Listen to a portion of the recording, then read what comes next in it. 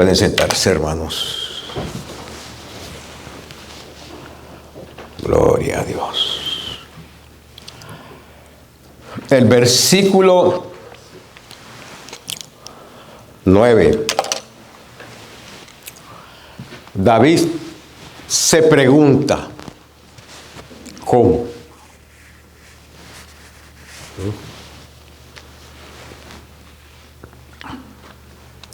Y esa pregunta surge delante de un tranque. Surge delante de un acontecimiento que lo confundió a él. Le trajo tristeza. Le trajo tristeza. Lo confundió. ¿Por qué le trajo tristeza y lo confundió?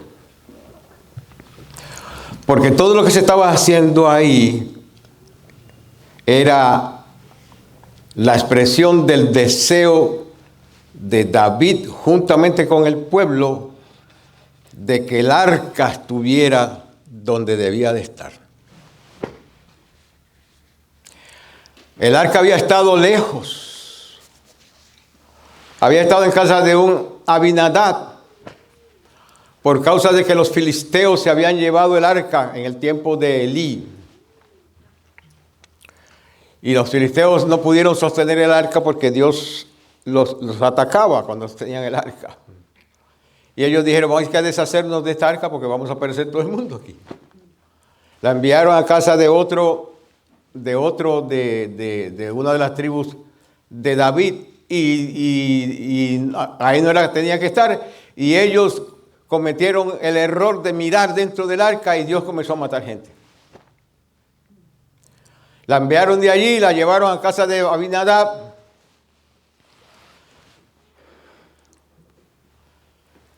Y David pensó.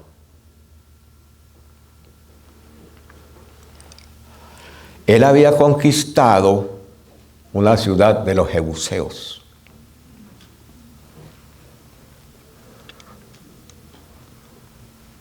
Y en esa área, en esa ciudad de los jebuseos, él había hecho un área que le llamó la ciudad de David. En esa área que él había conquistado de los jebuseos había un área donde se iba a edificar el templo. Y David pensó, el arca tiene que estar en el lugar donde se va a edificar el templo. Pensó. Hay que buscar el arca que está en casa de Abinadab para llevarla a la ciudad de David. Y preparó una tienda para el arca. Él hizo un lugar para meter el arca, porque no había templo.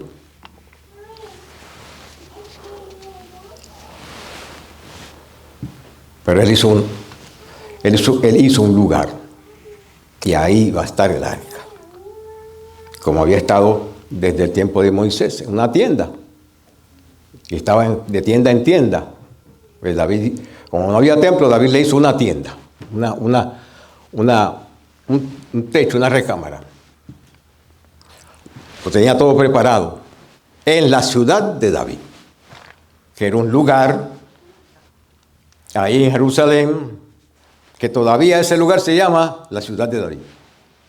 Porque los arqueólogos descubrieron que ese era el lugar que se llamaba la ciudad de David. Y usted va a Jerusalén y ese lugar se llama la ciudad de David.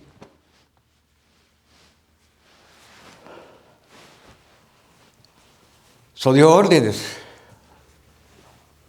llamó a la gente, dio instrucciones, vamos a ir a buscar el arca y le vamos a traer para acá. La consiguieron, hicieron un carro nuevo, y los levitas pusieron el arca en el carro, e iban de camino, y David danzaba delante del arca, y el pueblo con regocijo, se oía la algarabía del pueblo gozándose,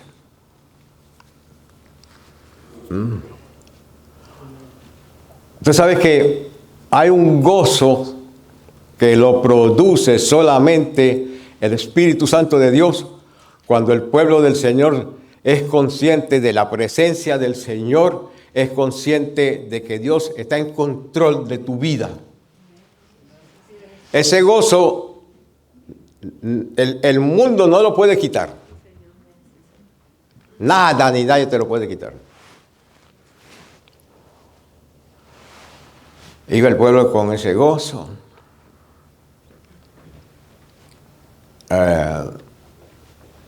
Los textos que yo le acabo de leer mencionan a un hombre llamado Usa. Y Usa, juntamente con otro que se llamaba Eliezer, cuidaban del arca debidamente cuando estaba en casa de Abinadab. Y a Usa no le había acontecido absolutamente nada, porque estaban haciendo lo que tenían que hacer debidamente. Pero mientras el arca venía de camino, la traían, y el pueblo con gozo y alegría, los bueyes que traían el arca, en el carro que traía el arca, parece ser que tropezaban. Y Usa, al ver que los bueyes tropezaban, tal vez el arca se movió un poquito, y él con toda la buena intención, con todo el buen deseo para que el arca no cayera al piso, extendió la mano para que el arca no cayera al piso y tocó el arca con buena intención. Tal vez con su gozo y alegría y su mente en el Dios Todopoderoso. ¿Cuántos saben lo que estoy hablando?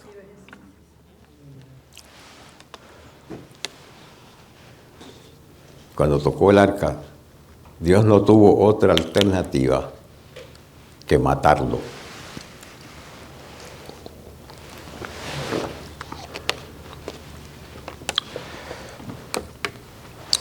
Yo entiendo, yo sé que eso es difícil de entender. Yo sé que eso es difícil de entender. Porque va en contra del sentido común de la expresión del buen deseo. En contra de la lógica del buen deseo. ¿Verdad que sí?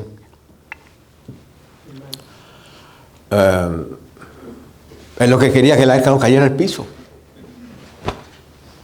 ¿Quién no quería eso? Todo el mundo. Si fuera en este tiempo, nos hubiese pasado a nosotros de la misma forma.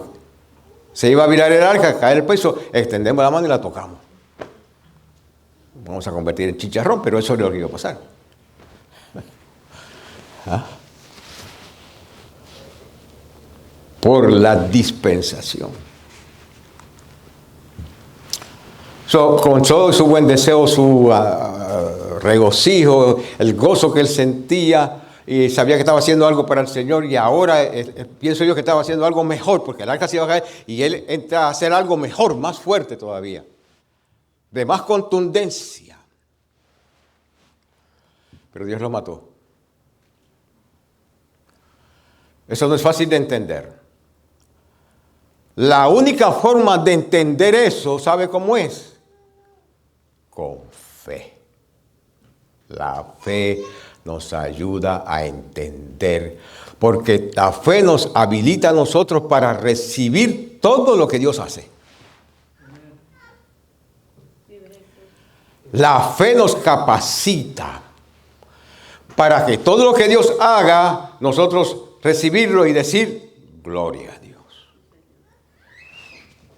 A ver. Métase eso en su corazón, queridos hermanos. Métase eso en su corazón. Señor, aleluya.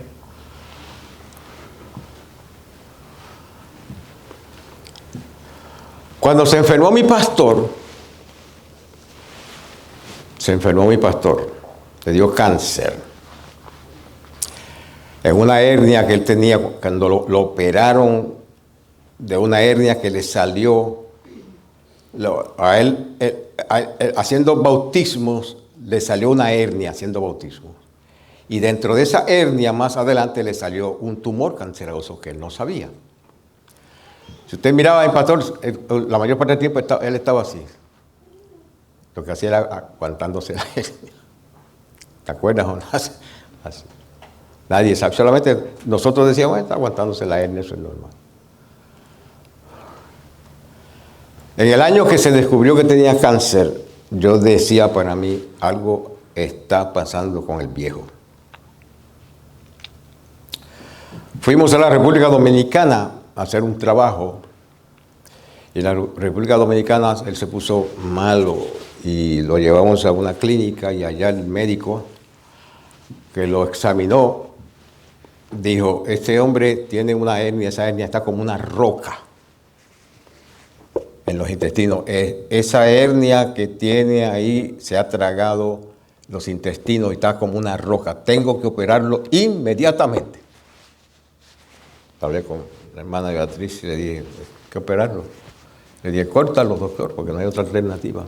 Lo operaron y ahí descubrieron que tenía no solamente un tumor canceroso en la hernia, sino que tenía todo el vientre lleno de tumores cancerosos. Y me dijo, a Beatriz a mí me dijo, él lamentablemente no tiene más de 4 meses de vida.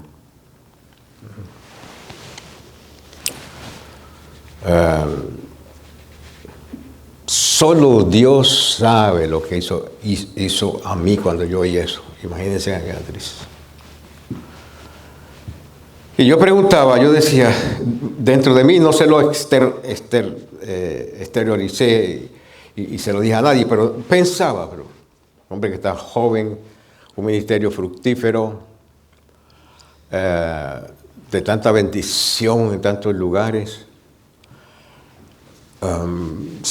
Cuando llegó el momento, llamé a la iglesia y llamé a toda la comunidad. Fui a la iglesia, se lo dije, y fui a la radiovisión y le dije a toda esta área del área triestatal y el Caribe para que estuvieran orando por él, reclamando, Señor, sánalo.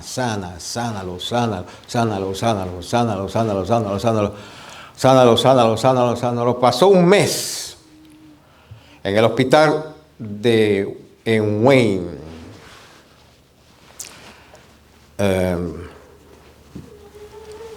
Porque nada sucedía. A las 2 de la mañana, el Espíritu Santo puso en mi corazón para orar de esta forma. Porque nada había pasado, nada sucedía. Tanta gente ayunando y orando por él. Y nada sucedía. El Espíritu Santo me guió en la oración y yo le dije, Señor, ¿qué tú quieres que yo haga? El Espíritu Santo me habló claro y me dijo, déjalo ir.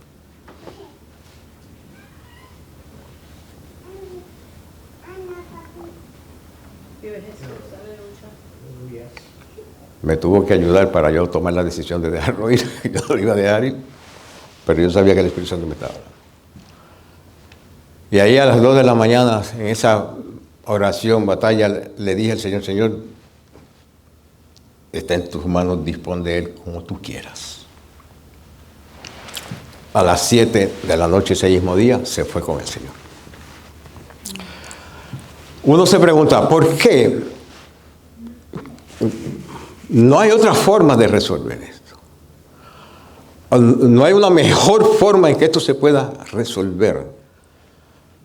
¿Y sabes por qué nosotros preguntamos así?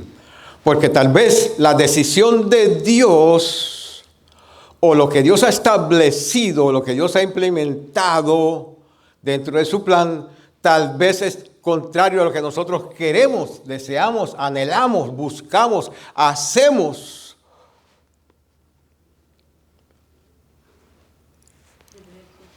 Pero lo que trae gozo a Dios y lo que trae gloria a Dios es que se haga su voluntad.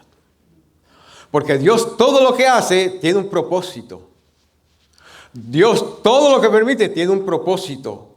Dentro de las cosas que traen gloria a su nombre y honor a su nombre, todo tiene un propósito.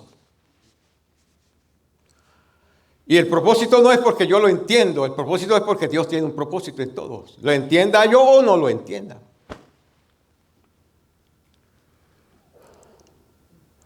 ¿Está conmigo? Usa con todo su gozo y deseo de ayudar para que el arca no cayera al piso, hermano. Estamos hablando del arca del pacto, ¿ah? Que no se supone que ninguno menos que no fueran los levitas que la tocaran, que ni siquiera los levitas la tenían que tocar. Había una forma de mover el arca, mucho menos que cayera al piso. Él dijo, no puedo permitir que esto suceda. Y Dios lo mató. Eso trajo una tristeza a David.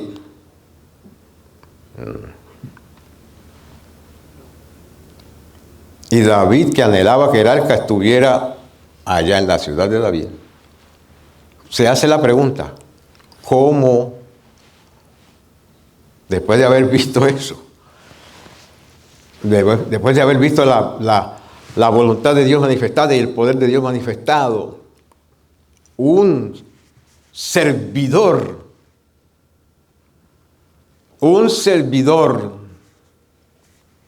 pierde la vida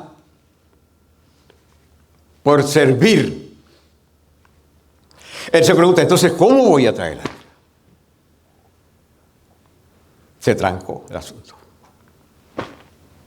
Se trancó el asunto y él pregunta, ¿cómo ha de venir a mí? ¿Cómo ha de venir a mí el arca?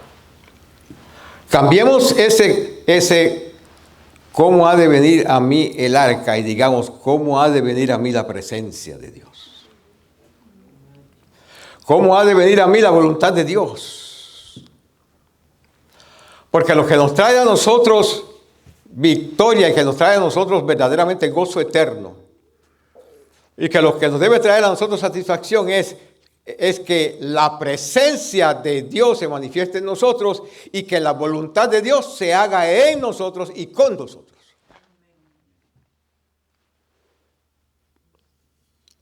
Lo demás realmente no tiene ninguna importancia. Cuando lo miramos con la gloria de Dios, la voluntad de Dios, el plan de Dios, lo demás realmente no tiene importancia. Son cosas pasajeras.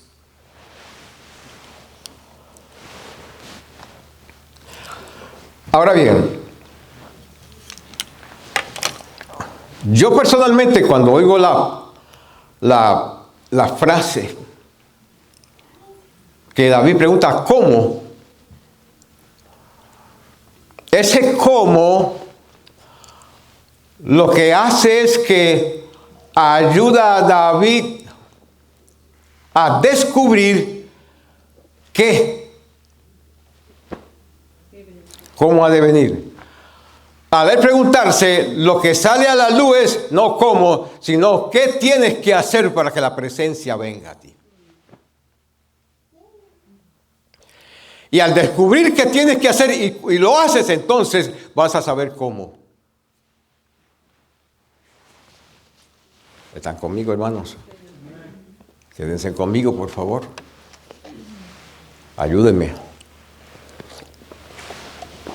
No se me vaya nadie. Gloria a Dios. ¿Qué yo tengo que hacer? Él no preguntó qué tendré yo que hacer para que la arca venga a mí. Él preguntó, ¿cómo ha de venir a mí el arca? Al hacerse esa pregunta, Dios que es bueno, Dios que es sabio, Dios que quiere ayudarnos en todas las cosas, Dios que quiere ayudarnos a que nosotros aprendamos a servirle, Dios que quiere ayudarnos a que nosotros aprendamos a honrarlo, Dios que quiere ayudarnos a que nosotros aprendamos a conocer su voluntad, Dios que quiere habilitarnos para que nosotros podamos hacer su voluntad, aleluya, que nosotros aprendamos a vivir por fe. Él descubre qué era lo que él tenía que hacer para que el arca viniera. Y en el descubrir qué, pudo entonces hacer el cómo. Primera de Crónicas 15. Primera de Crónicas 15.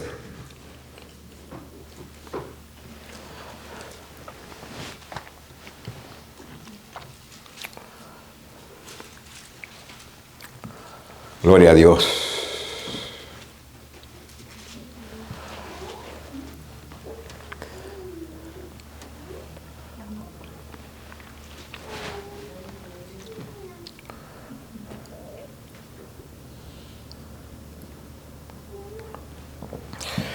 Quiero primero leerles el versículo 13 y luego vamos a regresar al 1. El 13 de Primera de Crónicas 15, capítulo 15, el 13 dice: pues por no haberlo hecho así, escuche las palabras de David. Pues él está hablando a los líderes, los levitas, los sacerdotes. Le dice, pues por no haberlo hecho así la primera vez, Jehová nuestro Dios nos quebrantó por cuanto no le buscamos según su ordenanza.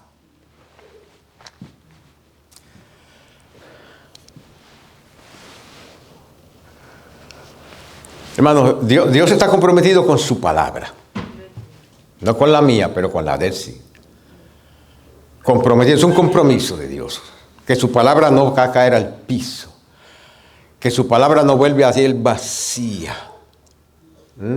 El cielo y la tierra pasarán, pero su palabra no pasará.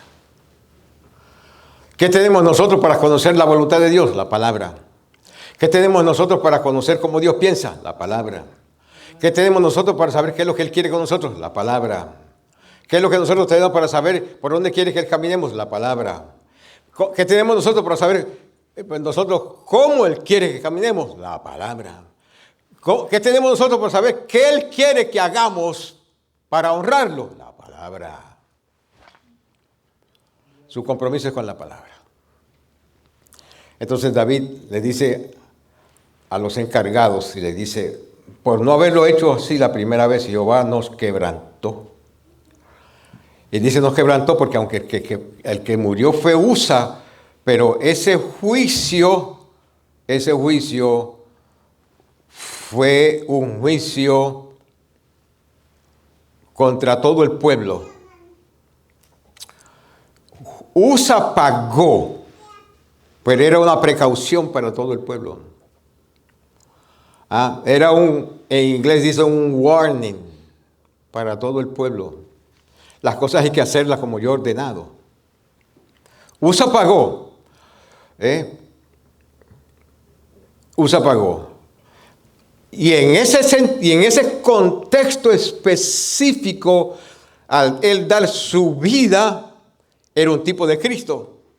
Porque al dar su vida, el pueblo despertó. David despertó. ¿Cómo lo logramos para que la presencia venga a nosotros?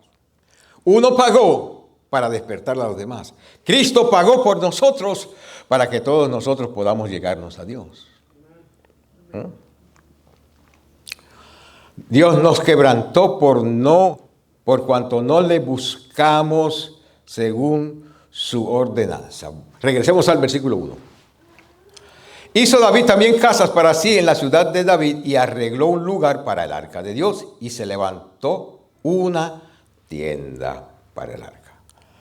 Entonces dijo David, el arca de Dios no debe ser llevada sino por los levitas. Instrucciones. David está dando instrucciones. O sea, él preguntó, ¿cómo ha de venir a mí el arca? En esa pregunta, ¿cómo ha de venir? Él descubrió qué era lo que tenía que hacer para que se contestara cómo. Y descubre en la ley, descubre en los escritos de Moisés que el arca debía solamente ser llevado por los levitas. No era cualquier persona. No era cualquier persona, queridos hermanos, eran los levitas, que Dios los había separado como primogénitos. Él había destruido los primogénitos de Egipto y le dice a Moisés, consagra ahora la tribu de Leví, ellos van a ser mis primogénitos y ellos se van a encargar de muchas cosas en el ministerio. Instrucciones. Solo los levitas. Porque a ellos ha elegido Jehová para que lleven el arca. No podía ser hecho de otra forma. Los levitas estaban encargados de eso. Y les sirvan, no solamente para que lleven el arca, sino que les sirvan perpetuamente. ¿Qué es eso de servir perpetuamente? Eso no es otra cosa que una vida consagrada a Dios, a vivir por fe. A vivir por fe. Fe es confianza y dependencia total. Confianza y dependencia total en la persona, en el carácter, en la palabra y en la obra de Jesucristo. Confianza y dependencia total. Y nosotros se supone, los cristianos se supone que vivamos todos los días, los ciclos de 24 horas al día los vivamos por fe. Eso dice el Antiguo Testamento, eso enseña también el Nuevo Testamento. 3. Congregó David a todo Israel en Jerusalén para que pasasen el arca de Jehová a su lugar, el cual le había él preparado. Reunió también David a los hijos de Aarón, el sumo sacerdote, y a los levitas, a los hijos de Coat, Uriel, el principal, y sus hermanos 120. Los hijos de Meraria, Asaías, el principal, y sus hermanos 220. De los hijos de Gersón, Joel, el principal, y sus hermanos 130. De los hijos de Elisafán, Semaías, el principal, y sus hermanos 200. De los hijos de Hebrón, Eliel, el principal, y sus hermanos 80. De los hijos de Uziel, Aminadab, el principal, y sus hermanos 112. Y llamó David a los sacerdotes, Sadoc y Abiatar, y a los levitas, Uriel, Asaías, Joel, Semaías, Eliel y Aminadab, y les dijo, antes de entrar al 12, ¿de qué nos está hablando esos versículos a nosotros? Orden. Orden. La primera ley del cielo es orden. ¿Cómo nosotros conocemos el orden? Lo que está establecido en las Sagradas Escrituras dentro del ministerio, eso es orden. Si la Sagrada Escritura no nos da luz, si la Sagrada Escritura no nos habla de eso, pero si la Sagrada Escritura lo menciona y la Sagrada Escritura nos da luz, eso es orden de Dios. Y eso tiene que ser acatado. Tenía que ser acatado por Israel y tiene que ser acatado por la iglesia. La iglesia no puede vivir como quiera, inventarse cosas.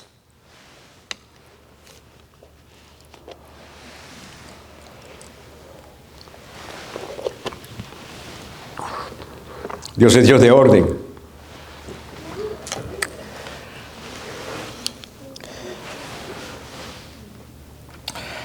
Y les dijo, vosotros que sois los principales padres de las familias de los levitas, santificaos.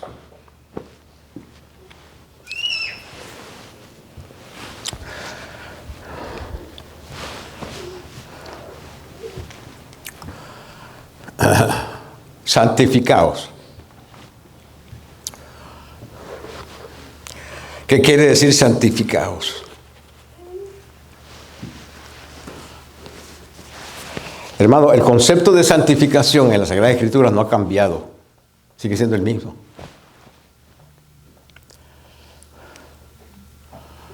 Sepárense y conságrense a Dios. Sepárese de todo lo que Dios no ha establecido, de todo lo que no agrada a Dios, de todo lo que es pecado, de todo lo que es contrario a la Escritura, de todo lo que es contrario a la ley, de todo lo que es contrario al Espíritu, de todo lo que es contrario al Espíritu de la palabra, de todo lo que es contrario a la palabra del Señor, de todo lo que es contrario a las ordenanzas de Dios. Separaos y consagraos a Dios. Santificaos. Conste que Él está hablando, ¿sabe a quién? Le está hablando a los principales padres de las familias de los levitas. Santificaos desde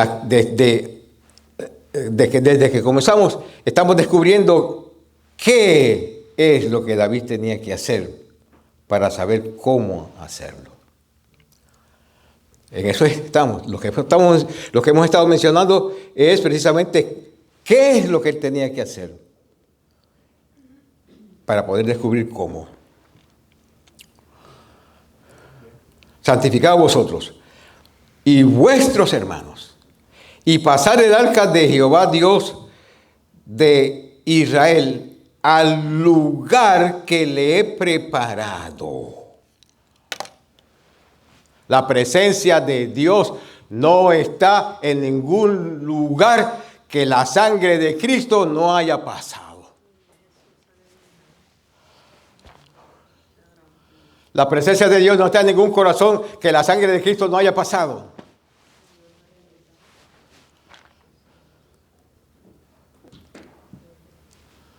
Le voy a repetir esto otra vez. Si la sangre de Jesucristo no ha pasado por ese corazón, por esa vida, la presencia de Dios no puede estar ahí.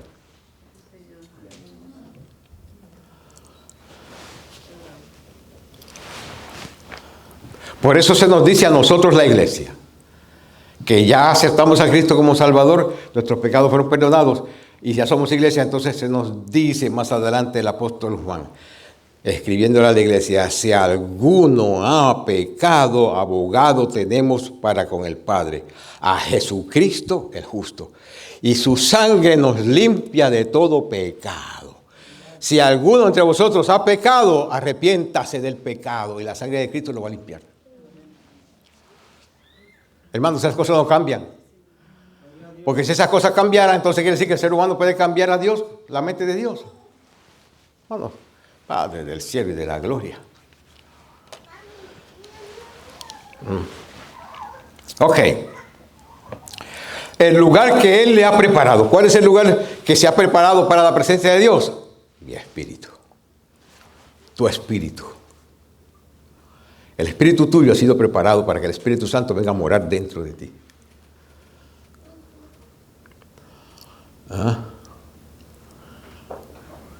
El espíritu tuyo, que cuando tú mueres y yo muero, la Biblia dice que vuelve a Dios. Automáticamente. Cualquier ser humano que muere, ese espíritu vuelve a Dios. Y esa alma, que si la persona no sirve al Señor, esa alma va a un lugar de tormento, el cuerpo se convierte en polvo hasta el día del juicio. Que levantan al cuerpo, lo resucitan y lo unen con el alma y lo tiran al lago de fuego.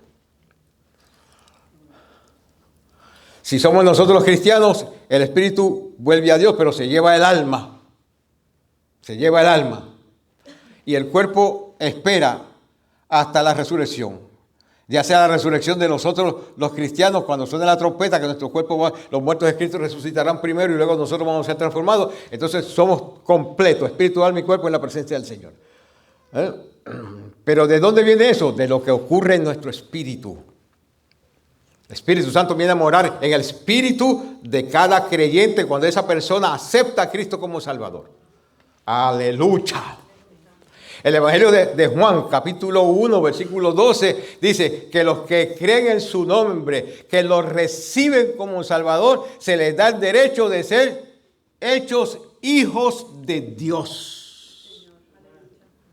¿Por qué hijos de Dios?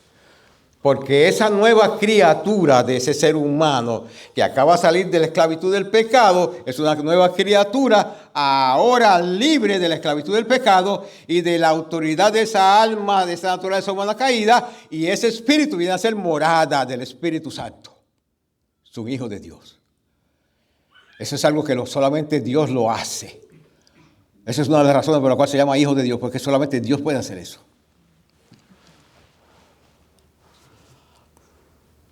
Ese espíritu entonces viene a ser el lugar donde la gloria de Dios puede morar. La gloria de Dios muere en mi espíritu, en tu espíritu. Si eres creyente, muere en tu espíritu. Aleluya. Pues por no haberlo hecho vosotros la primera vez así, Jehová nuestro Dios nos quebrantó, por cuanto no le buscamos según su ordenanza. David está descubriendo qué hacer. Ya hemos hablado varias cosas del qué hacer. Según le buscamos de acuerdo a su ordenanza. A Dios hay que buscarlo como Él ha determinado que el ser humano le busque. No es la religión la que determina cómo el ser humano le busque. No es la religión. ¿Sabe cómo nosotros descubrimos que el ser humano puede buscar? Dios ha dicho cómo el ser humano lo puede buscar. No es la religión, es Dios mismo lo ha dicho. ¿Y dónde está lo que Dios ha dicho para que el ser humano le busque? Está aquí en este libro que se llama la Biblia. La Biblia es la palabra de Dios, la Biblia es la mente de Dios. La Biblia es la voluntad de Dios, la Biblia es el plan de Dios, la Biblia es el deseo de Dios. La Biblia es lo que Dios quiere que nosotros conozcamos y lo que Dios quiere que nosotros vivamos. ¿Dónde están las ordenanzas de Dios? En la Biblia. Para aquellos y para nosotros hoy también. En la Biblia. 14. Así los sacerdotes y los levitas se santificaron para traer el arca de Jehová, Dios de Israel. ¿Cuántos quieren la presencia de Dios continuamente en tu vida? ¿Quiere Dios que su presencia esté en nosotros siempre? Si tú aceptas al Señor Jesucristo como Salvador, Dios va a estar contigo siempre. Siempre. Él dijo, estoy contigo todos los días hasta el fin. Pero sucede otra cosa, que si eres creyente y lo buscas como Él ha ordenado que lo busques, te acercas a Dios. El texto sagrado dice, Él se acerca a ti. Y cuando Él se acerca a ti, no solamente Él está contigo, sino que siente su presencia. Se manifiesta la presencia de Dios. Una cosa es Dios estar en un lugar, otra cosa es que la presencia de Dios se manifieste. ¿Ah?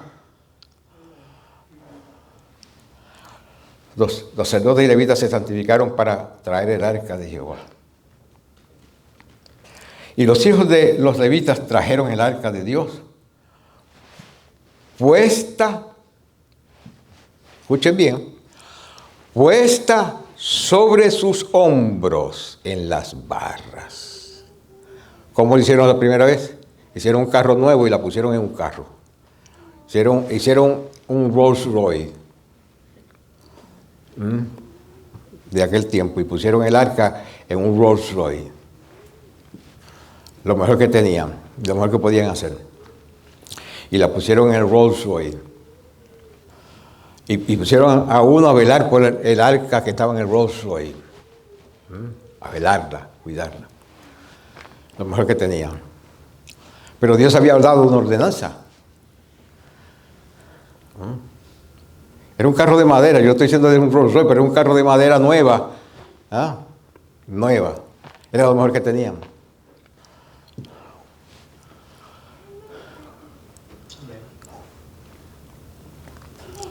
Pero las ordenanzas de Dios decían que no era un carro que había que llevarla.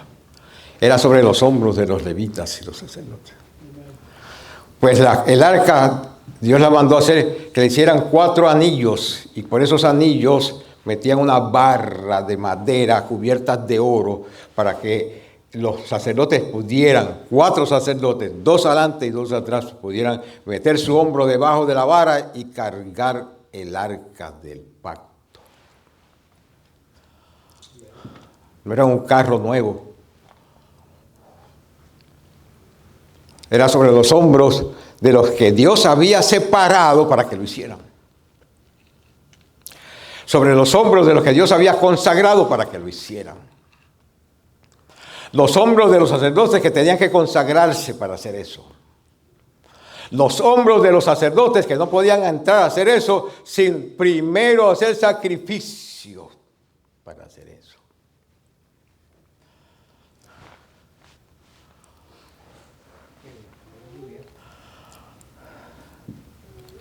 Sobre los hombros. ¿Qué implica eso?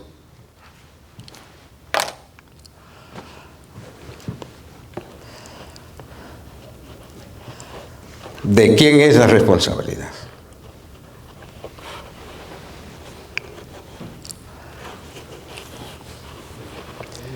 ¿De quién era la responsabilidad, hermanos?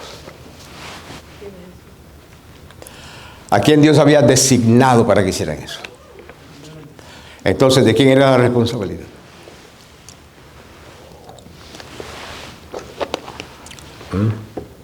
Pablo dice, y lo que sobre mis hombros, en adición a todo lo demás, se suma la responsabilidad de todas las iglesias.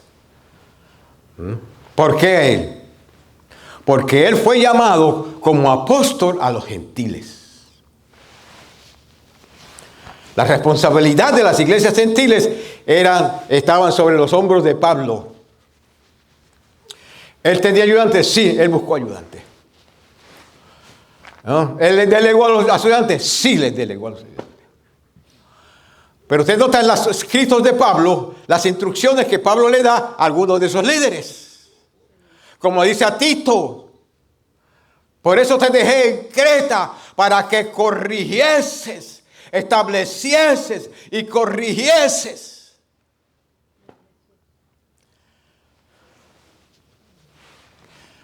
Porque si Tito estaba haciendo algo que era incorrecto o indebido o no al nivel que debía de hacerlo, pues llegó a los oídos de Pablo y Pablo le da instrucciones. No, hazlo de esta forma.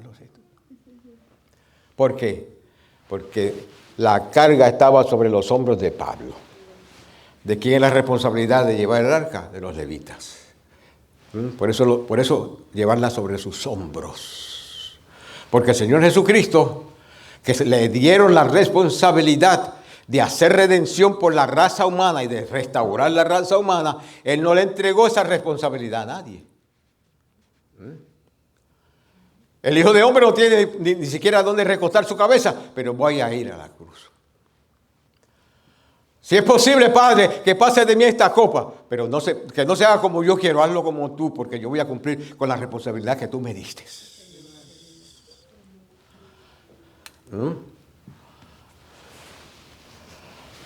¿Qué ustedes quieren? Que yo me niegue la responsabilidad que Dios me ha dado. Yo puedo, si yo quiero, pedir 12 legiones de ángeles que pelean por mí. Pero no voy yo a cumplir con la responsabilidad que tengo. Digo el Señor Jesucristo.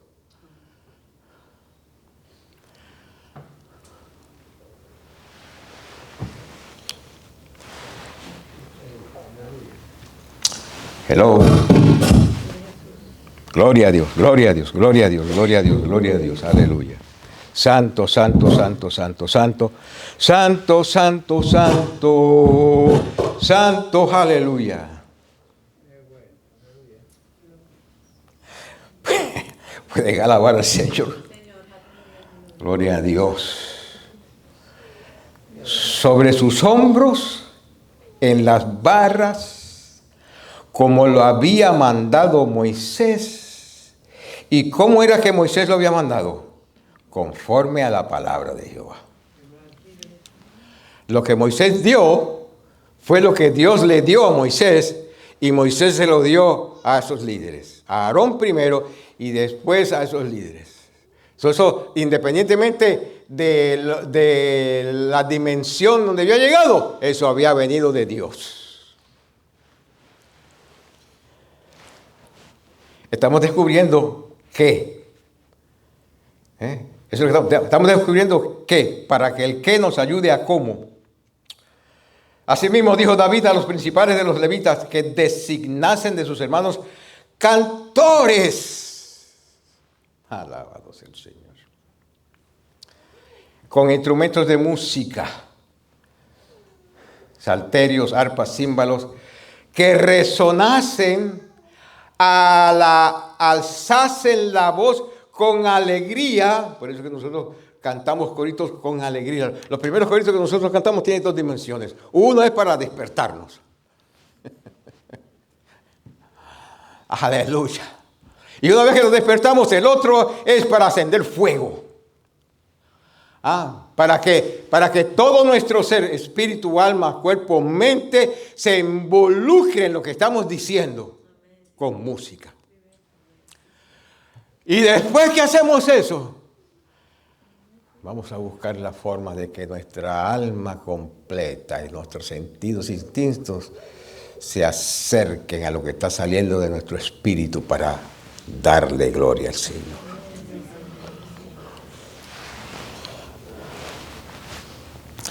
Los levitas designaron a Emán, hijo de Joel, de sus hermanos a Asafat, hijo de Beraquías. Por eso te ve a veces los salmos o no en el nombre de Asaf.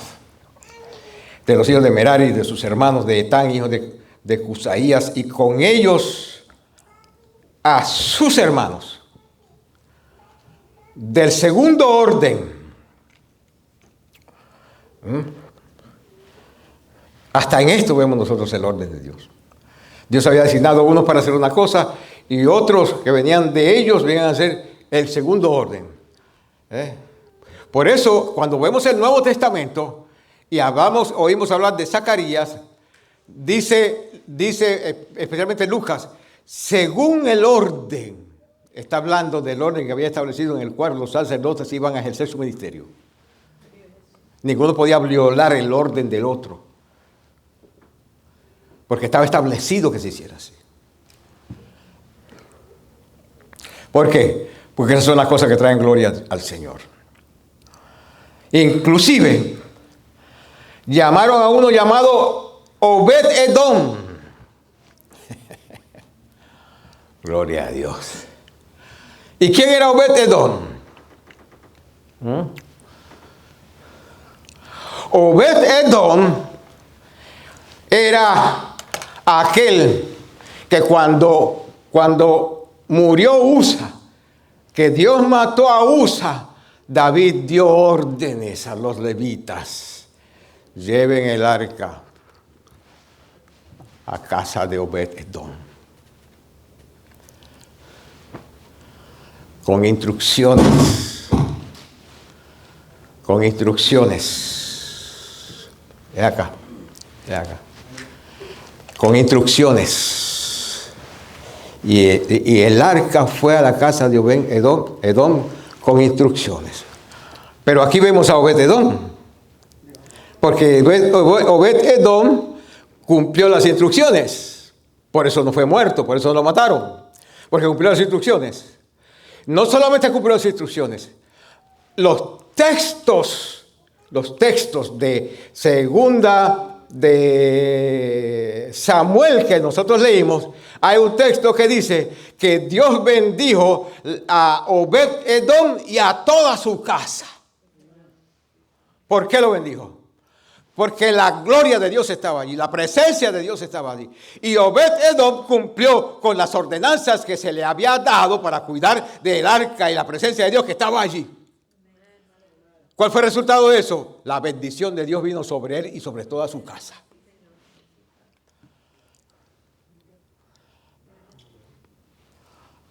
¿Cuántos son perfectos aquí?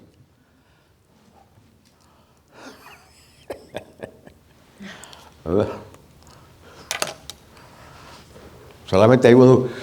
Todas las veces que yo he hecho esa pregunta, inclusive cuando ministraba en la Gran Comisión, solamente uno hacía eso. Y después se echaba a reír. Con él hablé ayer. El bandido ese. Él levantaba la mano y la esposa le daba con el codo y él se echaba a reír.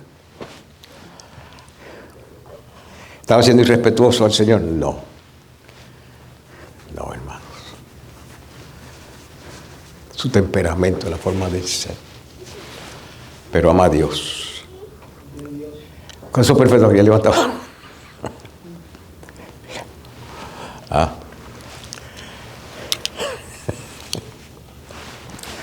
¿Por qué yo hice esa pregunta? ¿Quién me puede decir? Porque a mí se me olvidó porque la hice. Gloria a Dios. Sea Cristo alabado para siempre. ¿Conoce Dios que nosotros somos imperfectos? Sí. ¿Sabe Dios que nosotros tenemos debilidades? Sí. ¿Sabe Dios que nosotros tenemos flaquezas? Sí. ¿Sabe Dios que nosotros no sabemos todo? Sí. ¿Sabe Dios que nosotros quisiéramos honrarlo? Sí. ¿Sabe Dios que tenemos buenas intenciones de servir? Sí. ¿Sabe Dios que nosotros queremos que nuestros hijos estén aquí? Sí. ¿Sabe Dios que nosotros queremos que nuestros seres queridos estén aquí sirviendo al Señor? Sí, Él lo sabe. Que nosotros queremos la bendición de Dios. Sí, Él lo sabe.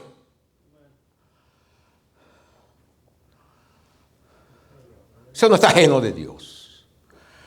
Pero de aquí precisamente, ¿por qué las Sagradas Escrituras? Porque las Sagradas Escrituras nos enseñan a nosotros qué hacer para saber cómo hacerlo. ¿Qué hacer para saber cómo hacer eso que Él dice que tenemos que hacer? Conforme a la palabra de Jehová. Gloria a Dios. Y ahí estaba, entre los cantores de segundo orden o los músicos de segundo orden, Obed-Edom, donde había estado el arca en la casa de él. Gloria a Dios. El 22 dice, y a Kenanías, principal de los levitas en la música, fue puesto para dirigir el canto.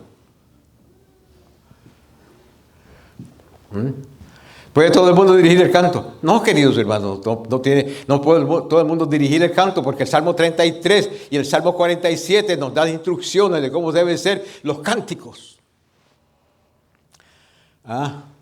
Y hay cosas que la buena intención no basta. ¿Dios ve el corazón de la buena intención? Sí.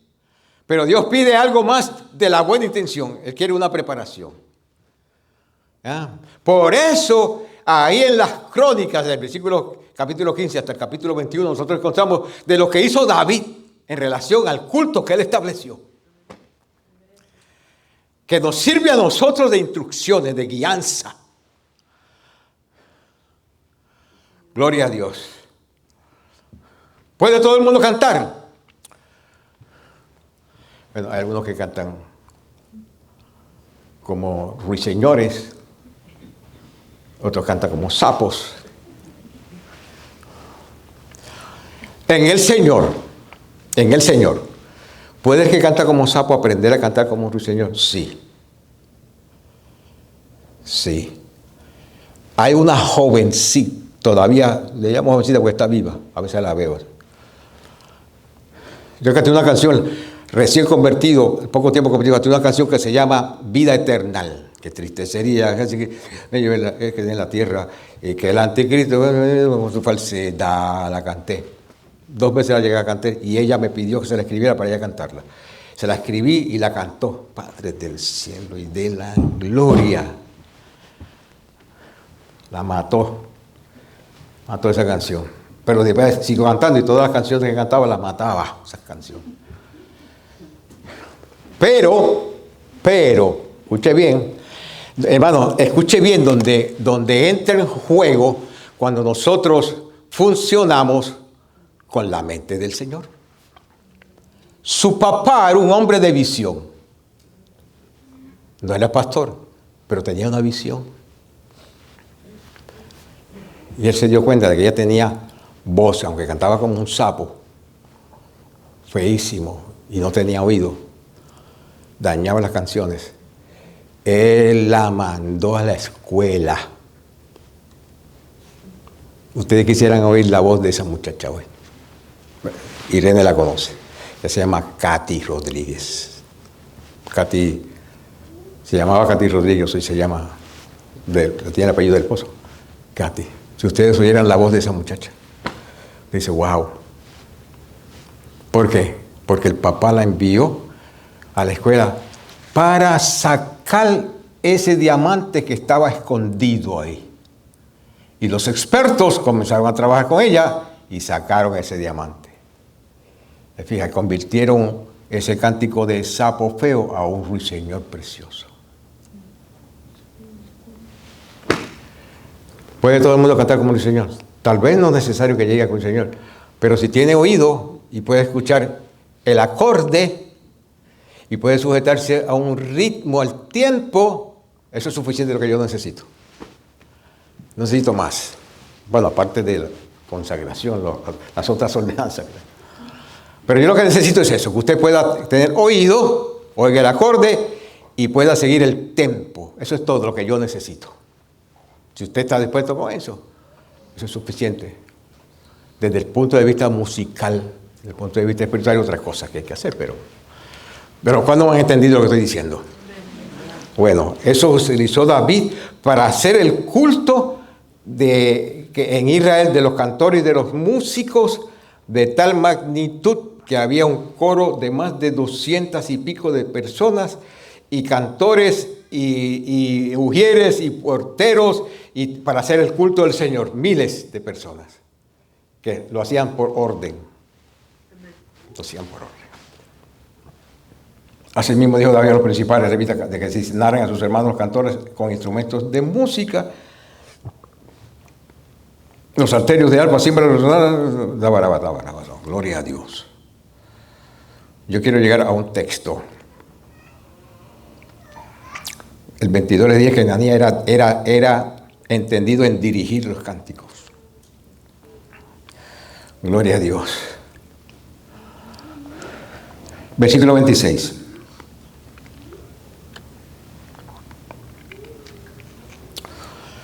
Dice el texto sagrado, y ayudando Dios a los levitas. Mire, hermano, por eso es que nosotros venimos aquí, o venimos cansados, venimos atribulados, venimos sin deseo de estar aquí, pero cuando llegamos aquí comenzamos a alabar y comenzamos a glorificar al Señor, se aplica ese texto que dice, y ayudando Dios. Usted no sabe con las cosas que nosotros, muchos de ustedes no saben con las cosas que hay que bregar en la dimensión espiritual. Ayudando a Dios a los levitas que llevaban el arca del pacto de Jehová, sacrificaron 7 novillos, 7 carneros, y David iba vestido de lino fino. También todos los levitas que llevaban el arca, seguimos cantores, que Ananías era maestro de cántico entre los cantores, llevaba también David sobre sí un efod de lino, de manera que conforme eso que hacía David en relación a la alabanza, versículo 28 dice, de esta manera llevaba todo Israel el arca del pacto. No me entendieron, hermano, no entendieron lo que dice ese texto. Por eso que hacía David y los cantores y los levitas, el Espíritu Santo inspiró para que se escribiera en el canon de las Sagradas Escrituras. De esta manera llevaba todo Israel el arca del pacto de Jehová. Con júbilo, con sonido de bocinas, con trompeta, con címbalos, al son. Al son. Esa palabra la utilizamos, después de allá los judíos, la utilizamos nosotros los latinos. Hablamos del son. Forget it. Gloria a Dios. Aleluya.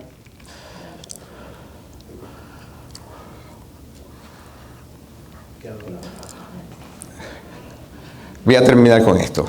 Lean ustedes en su casa el capítulo 16, los primeros 3 versículos. Yo le voy a leer el 4 ahora.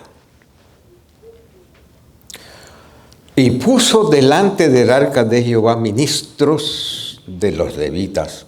¿Para qué? Para que recordasen. Para que recordasen. ¿Qué hacían los levitas cuando recordaban? Ellos recordaban lo que Dios hizo en Egipto. Y lo hacían como una poesía coreada. Como una poesía coreada. Y hablaban de las 10 plagas. Y hablaban de los primogénitos que Dios dio. Y hablaban de cómo Dios los sacó. Y cómo fue con ellos en el desierto. Y lo hacían como una poesía coreana, el coro. El dirigente mencionaba el coro. Salía la voz del coro repitiendo la misma cosa. Para que recordasen. 2. Para que confesasen.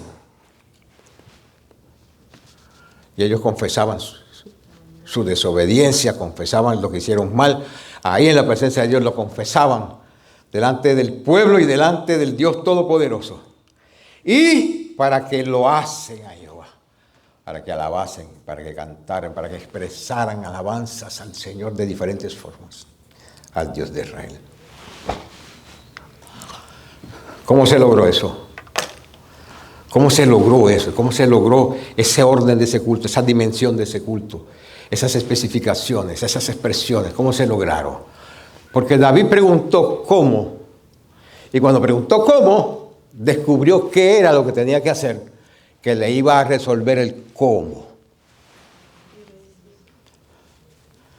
¿Quieres tú la presencia del Señor en tu vida siempre?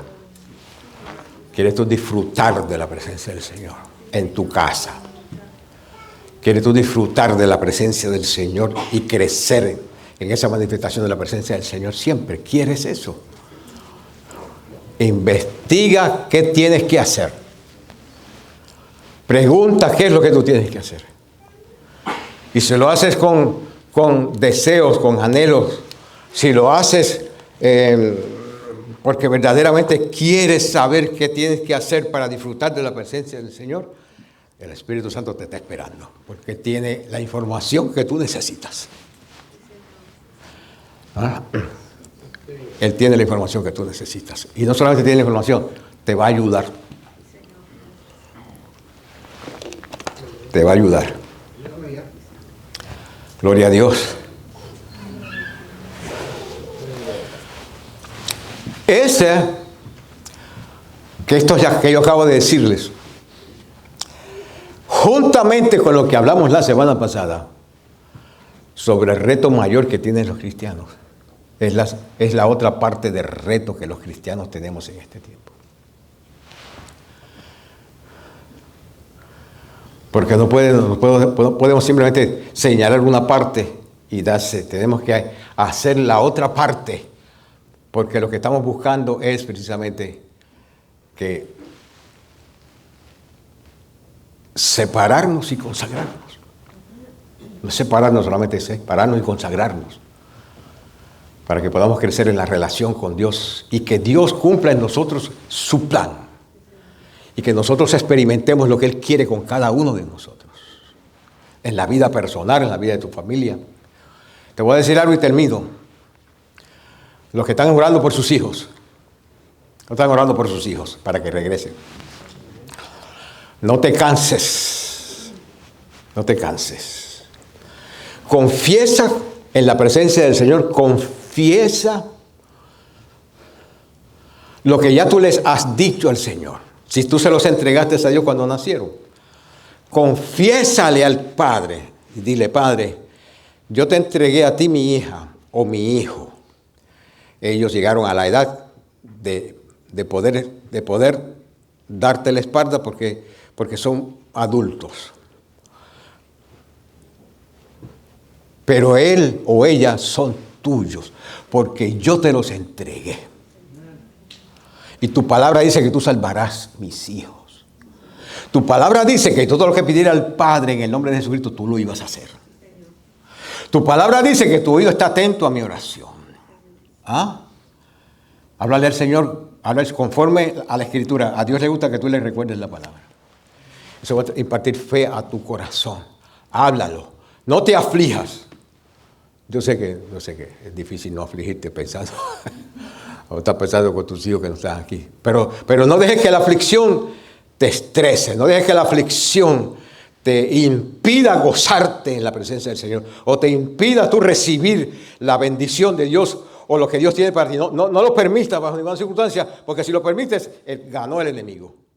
Entonces la Biblia dice, someteos a Dios, resistid al diablo y huirá de vosotros. ¿Cómo lo resiste? No dejando que te atribule, no dejando que te aflija, no dejando que te estrese. Confiesa la palabra del Señor, confiesa el plan de Dios, confiesa el nombre de Jesucristo sobre tus hijos. Y dile al Señor, no se pueden perder. Los meto bajo el pacto de la sangre. ¿Hasta dónde llega tu fe?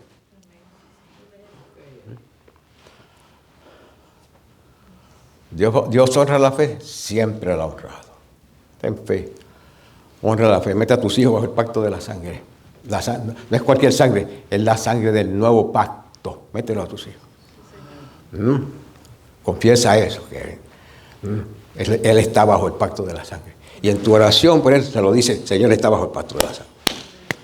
El diablo es mentiroso. Aleluya. Gloria a Dios.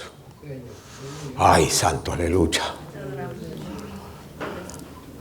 Y estas bendiciones gloriosas se van a comenzar a manifestar en tu vida, porque Dios honra su palabra siempre. Amén. ¿Cuántos me han entendido, hermanos? Padre, en el nombre de Jesús de Nazaret, gracias.